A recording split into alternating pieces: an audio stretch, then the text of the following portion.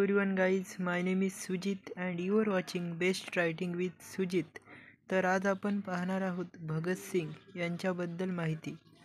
सर्व भारतीय त्यांना शहीद भगतसिंग म्हणून संबोधतात. या उत्कृष्ट आणि अतुलनीय क्रांतिकारकाचा जन्म 28 सप्टेंबर 1907 रोजी पंजाबच्या दोआब जिल्ह्यातील एका संधू जाट कुटुंबात झाला.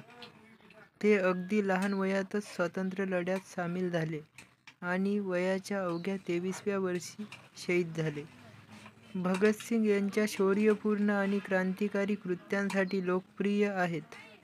त्यांचा जन्म अशा कुटुंबात झाला जो भारतीय स्वातंत्र्य लढ्यात पूर्ण सहभागी होता.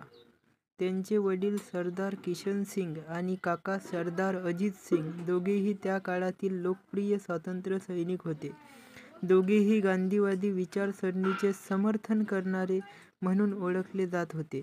त्यांनी नेहमीच लोकांना इंग्रजांच्या विरोधात मोठ्या प्रमाणात बाहेर पडण्यासाठी प्रेरित केले.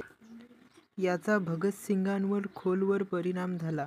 म्हणूनच देशाप्रती निष्ठा आणि इंग्रजांच्या तावडीतून देशाला मुक्त करण्याची इच्छा भगतसिंगांमध्ये जन्मजात होती. ती त्यांच्या रक्तात आणि नसांमध्ये वाहत होती. महात्मा गांधींनी सरकारी अनुदानित संस्थांवर बहिष्कार टाकण्याचे आवाहन केले तेव्हा त्यांचे वडील त्यांना पाठिंबा देत होते. म्हणून भगतसिंग यांनी वयाच्या 13व्या वर्षी शाळा सोडली.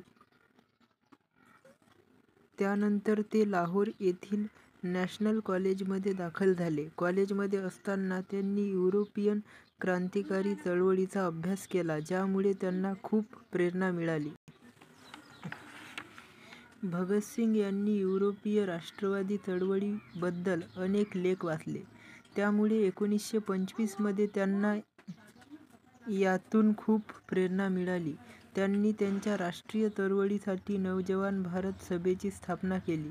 नंतर ते हिंदुस्थान रिपब्लिकन असोसिएशनमध्ये सामील झाले, जिथे ते सुखदेव, राजगुरू आणि चंद्रशेखर आझाद सारख्या अनेक प्रमुख क्रांतिकारकांच्या संपर्कात आले.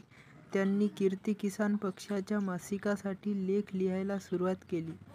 त्यावेळी त्यांच्या पालकांना त्यांचे लग्न करायचे होते, परंतु त्यांनी हा प्रस्ताव नाकारला. त्यांनी त्यांना सांगितले की त्यांना त्यांचे जीवन पूर्णपणे स्वातंत्र्य लढ्यासाठी समर्पित करायचे आहे.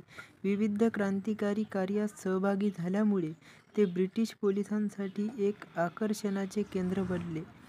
त्यामुळे मे 1927 मध्ये पोलिसांनी त्यांना अटक केली.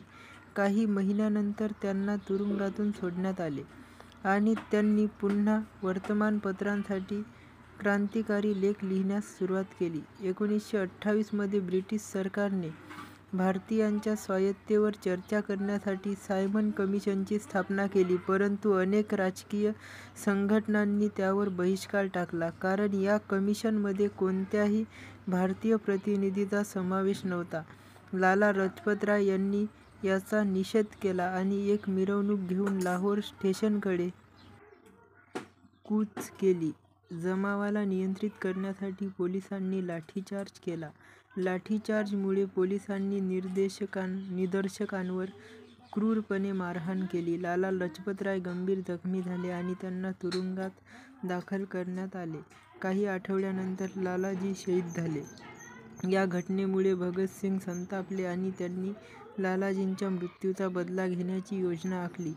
म्हणूनच त्यांनी लवकरच ब्रिटिश पोलीस अधिकारी जॉन पी. सॉंडर्स यांची हत्या केली. नंतर त्यांनी आणि त्यांच्या सहकाऱ्यांनी दिल्लीतील केंद्रीय विधानसभेवर बॉम्बस्फोट केला. पोलिसांनी त्यांना अटक केली आणि भगतसिंगांनी या घटनेत आपला सहभाग कबूल केला. खटल्याच्या काळात भगतसिंग यांनी तुरुंगात उपोषण केले. त्यांना आणि त्यांचे सहकारी कटकारस्थान करणाऱ्या राजगुरू आणि सुखदेव यांना 23 मार्च 1931 रोजी फाशी देण्यात आली. भगतसिंग खरोखरच एक खरे देशभक्त होते. त्यांनी केवळ देशाच्या स्वातंत्र्यासाठी लढा दिला नाही, तर या घटनेत आपले प्राण देण्यासही त्यांनी अजिबात संकोच वाटला नाही. त्यांच्या मृत्यूने देशभरात देशभक्तीची भावना निर्माण झाली. आम्ही अजूनही त्यांना शहीद भगतसिंग म्हणून आठवतो. तर मित्रांनो, हे होती शहीद भगतसिंग यांच्याबद्दल माहिती. तुम्हाला जर ही माहिती आवडली असेल तर व्हिडिओला लाईक करा, चॅनलला सबस्क्राईब करा आणि तुमच्या मित्रांना शेअर करा. धन्यवाद.